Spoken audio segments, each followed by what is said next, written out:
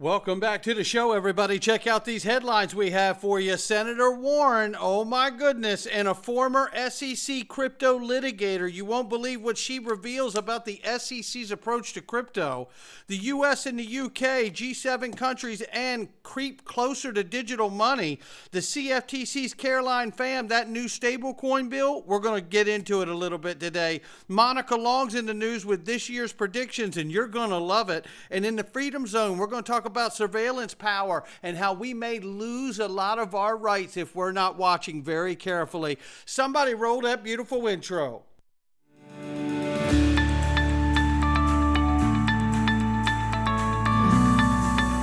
Digital Perspectives with Brad Kimes. Come on in.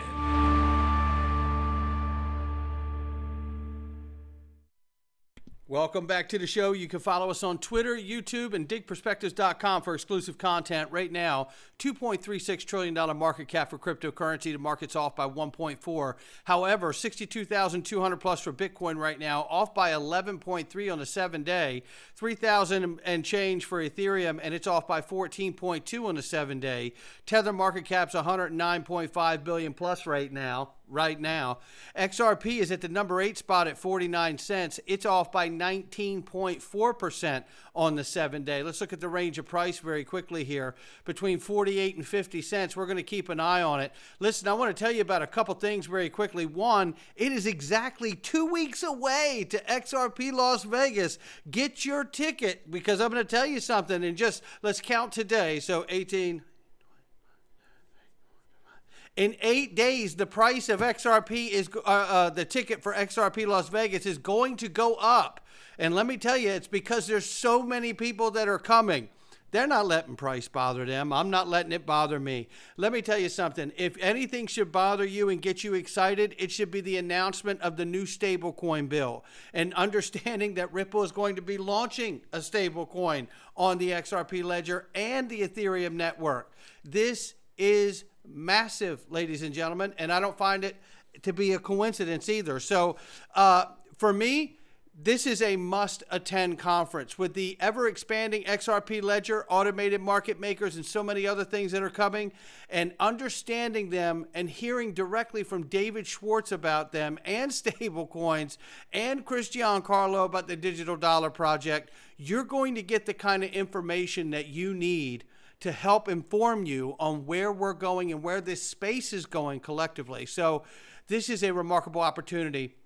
And again, I want to share with you very quickly, we know Link2 is going to be there, and they're going to be talking about IPO season, and they wanted me to let everybody know today that if you have not taken advantage and gone and registered and sign up, to do so. And by the way, look at this and what they're doing today. You invest today for the next 24 hours, and you'll get Bitcoin. Invest $5,000 to $10,000, get $500 worth of Bitcoin. Invest $10,000 to $25,000, get $1,000 worth of Bitcoin. Invest $25,000 to $50,000, $2,500 worth of Bitcoin. $50,000 and greater, and you get $5,000 worth of Bitcoin. Now, understanding where this market is forecast to go, I'd say that is one hell of a deal right there. Make sure you get your tickets to XRP Las Vegas and get your private equity at Link2. Click the link for my sponsor below. Cody Carbone from the Digital Chamber lays it down here. He says, let me translate what's going on here, because Senator Warren, Elizabeth Warren, really ramping up the anti-stablecoin letters now. Now, we know that she is leading the anti-crypto ban and now going into the anti-stablecoin ban. Boy, I tell you, if you ever wanted to know in Massachusetts why Elizabeth Warren's got to go, it's as obvious as it could ever be in this point right here. She's not interested in trying to bring power to the people. No, she's trying to suppress this and this innovation because she's doing the bidding for the banks and special interest. It's obvious to see here. Cody Carbone says, let me translate what Warren is saying in these letters. Despite the states and FinCEN's current regulation oversight over stablecoin issuers, I don't trust them. Peer-to-peer transactions can't exist.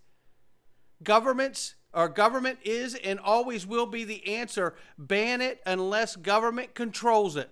That's exactly what Elizabeth Warren is saying, and that's why she should be removed as a senator from the United States Congress.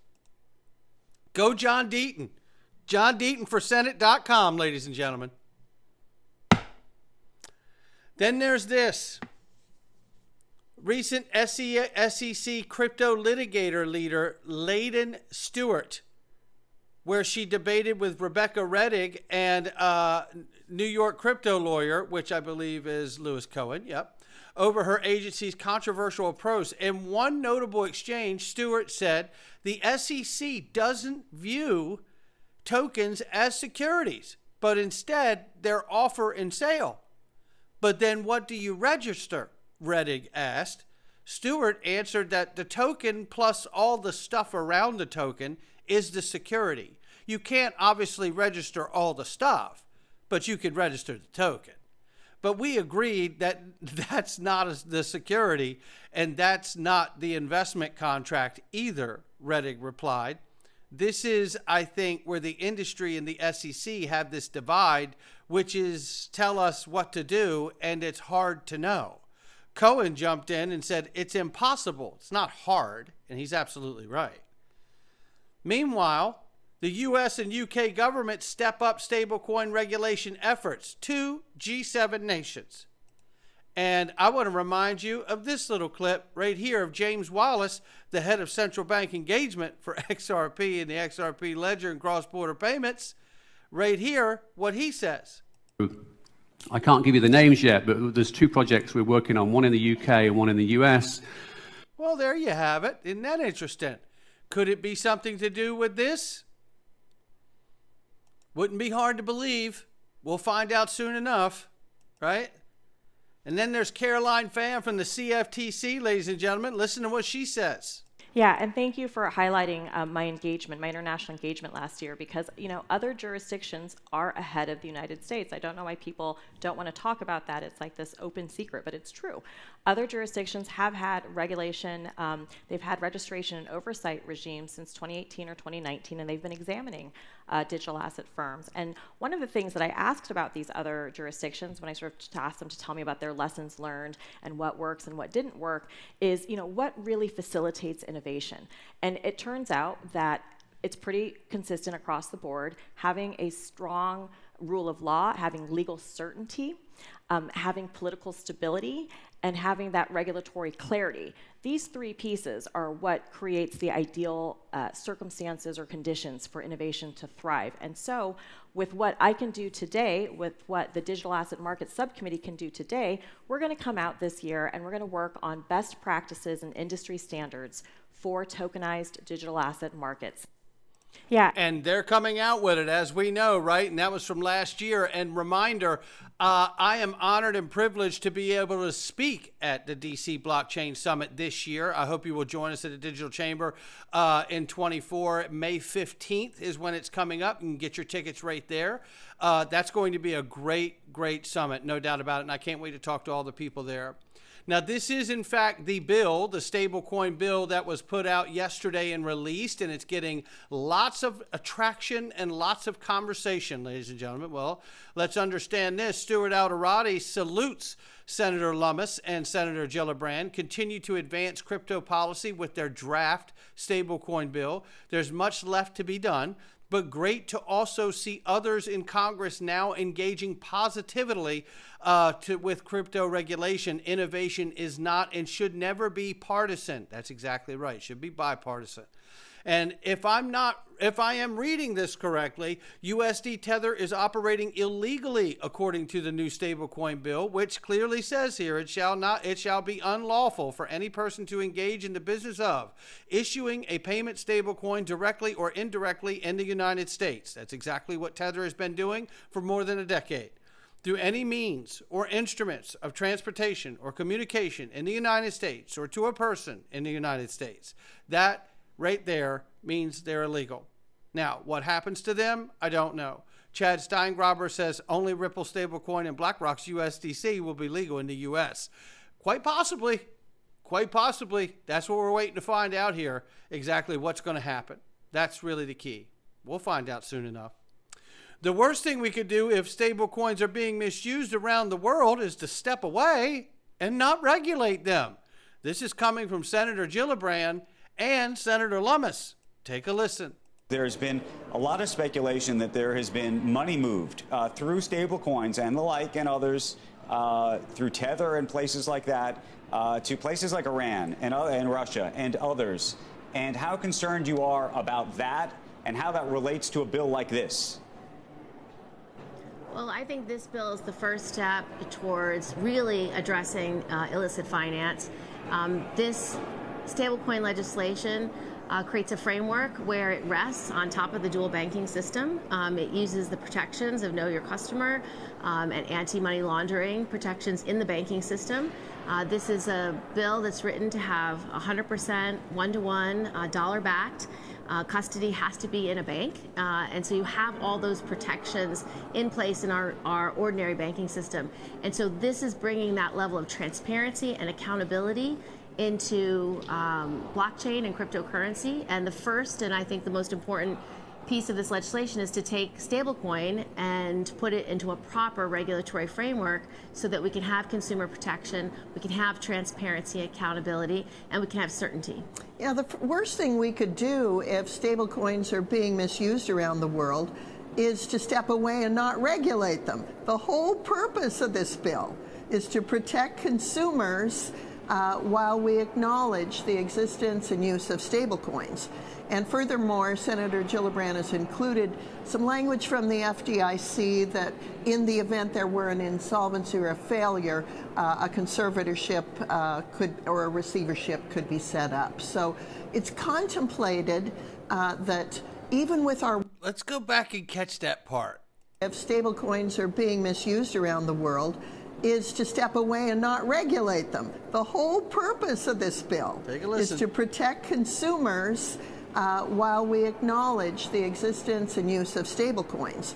And furthermore, Senator Gillibrand has included some language from the FDIC that in the event there were an insolvency or a failure, a conservatorship or a receivership could be set up. So it's contemplated that even with our one-to-one reserves that we require and our decision not to allow algorithmic stablecoins, if something did fail, we have that safety valve of the FDIC receivership language. Well, interestingly enough, you have to wonder, are they going to force Tether into failure and then have FDIC just take it over? Well, you got to watch it, boy. Government's dirty. You know, these governments and political parties, they're all like gangs and cartels, right? Watch out, ladies and gentlemen. We don't know what the hell will happen, but we do know that it has been recently noted and highlighted that USDTether has helped deliver illicit funds to Russia in support of their efforts and the conflicts they're involved in. So there are many things now flying about to be concerned about when it comes to USDTether. And there they are, and I'm giving a wellness check.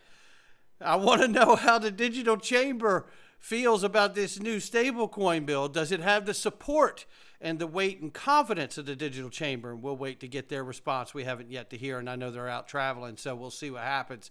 But if you want to know where things are going here, well, I think Monica Long, who has been extremely conservative professionally when it comes to, you know, how far she's willing to step out and say what she sees going to happen, she's been extremely bullish about 2024, and she doubles down right here. I want you to take a listen. But if we zoom out, what's exciting to me is over the longer arc of time, we're seeing growth and maturity in Web3. And I think a lot of that, and what's really exciting about this latest cycle to me, is real institutional adoption.